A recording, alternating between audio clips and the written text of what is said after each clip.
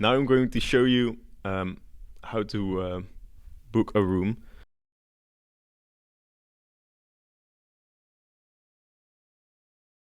As is shown at the top of the screen, you have to request a room booking 3 days in advance to make sure you will get a room.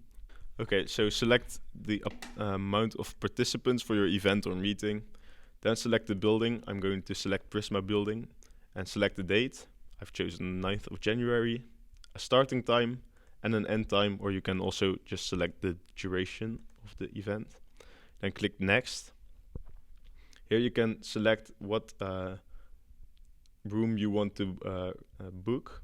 You can see what capacity the room has and the time in which it's available. So just select one, the one you like most, and click on next.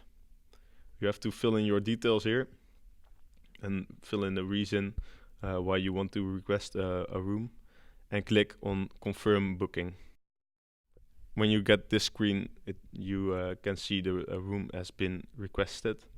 So that's it. You will get a mail with a confirmation of your request, and then a few days in advance you will get another mail in which you get the room confirmed, so you are sure you can go there at the time you selected. That's it. Good luck.